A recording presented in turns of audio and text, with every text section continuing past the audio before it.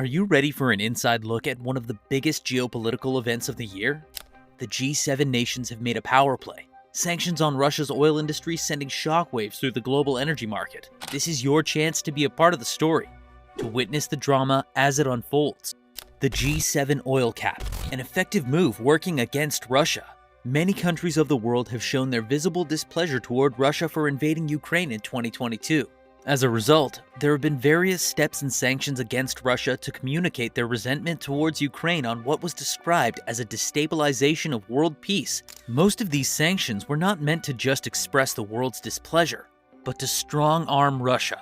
Among the multiple sanctions against Russia is the price cap leveled by the EU and G7 countries. First, the G7 and the EU banned Russian oil, preventing their members from buying it. Going further, they also set a price cap on Russian oil, mandating any third country buying from Russia to not pay more than $60 per barrel.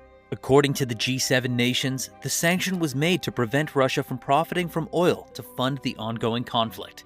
The sanction came into use on December 5, 2022, and analysts have wondered if the G7 and EU sanctions will really hold water. Let's start by checking how the G7 and EU regulated the trading price between Russia and other countries that are not a part of them. They ensured that EU countries were not only prevented from buying Russian oil, but also cannot ship it. Don't forget that the EU countries are the biggest shippers and buyers of Russian oil. In addition, the EU owns most of the ships that transport Russian oil and have declared that there won't be an insurance for anyone who ships Russia's oil above the price cap. That is a big deal. Russia and China are currently the most prominent marketers of Russia's oil. And guess where they get insured? Yes, you thought right, the EU. Now that is a big problem for Russia, as shippers will not want to go against their allies and run at a loss. So the question is, what does the oil cap mean for Russia? How has the oil cap affected Russia so far? Reacting to the boycott and price cap announcement, Russian President Vladimir Putin said that they would not sell to any country that follows this regulation. However, this is easier said than done as Russian oil continues to drop in price as more countries continue to follow the price cap. In less than 2 months after the sanction, Russia keeps facing a vital problem trying to sell its oil. The major importer of Russia's oil, the EU, has boycotted Russia. This is a big blow to Russia's oil revenue as they lost a significant importer. Although the Kremlin has stated that the boycott is not affecting them in any way, experts strongly doubt that. The EU imports an average of 2.6 million barrels daily. Even when imports fell by 35% to 1.7 million barrels per day, they were still Russia's biggest oil customer. It is currently evaluated that the boycott and price cap presently cost the Kremlin $172 million per day and is likely to rise to $280 million. Contrary to earlier guesses, Russia's oil has fallen below the market cap of $60. Data from Argus Media has confirmed that Russian crude now sells for less than $40 per barrel. The price reduction is not from Russia's good heart, of course. However, they are forced to sell at a lesser price due to various factors. First, with fewer people buying Urals, the Russian oil, there is a surplus supply in the market. And simple economics have taught us that the higher the supply of a product, the lower the price. The low price is bad news for Russia as they spend about $40 to extract a barrel of oil, meaning they are running at a loss.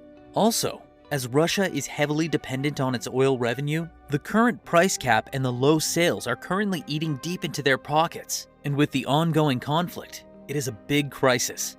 A report by Financial Times in late December states that Russia is now shipping millions of barrels to India below the price cap. After successfully sanctioning Russia with their crude oil, the EU is moving to also place embargoes on their refined oil products. This sanction is meant to come in the form of a price cap, reducing Russia's profit from oil products. While experts have been doubting the possibility of this new price cap being effective, as there are different prices for oil products. After all, who thought the current sanction working so well would serve its purpose? Russia is doing all it can to counter the effects of the current sanctions and the proposed ones without withdrawing from Ukraine. However, there isn't much they can do so far.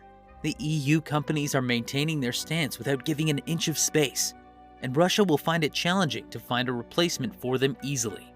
Finding a customer for the amount of oil the EU buys from Russia is a big headache that they may be unable to sort out. Also, with the ban of European ships to transport their oil, Russia is having a big problem that may continue if they do not respond to the demands presented to them. Also, many third countries are not ready to cross the G7 and the EU, leaving Russia on their own. With everything Russia has faced so far and the current situation, they may likely be facing one punishment or the other from other nations until they pull out of Ukraine. The embargoes have significantly damaged Russia's economy and political ties so far, and a continuation can only lead to more damage. Can nations of the world really force Russia's hand in the ongoing conflict? It seems this is currently the case, as Russia has been bested by other nations who have punished them so far. With the damage the embargoes are doing to Russia's economy, they may just have to pull out of Ukraine soon. Now the question is, are a few sanctions enough to compel Russia? What do you think will happen next with the G7 successfully sanctioning Russia and cutting their revenue by a great chunk?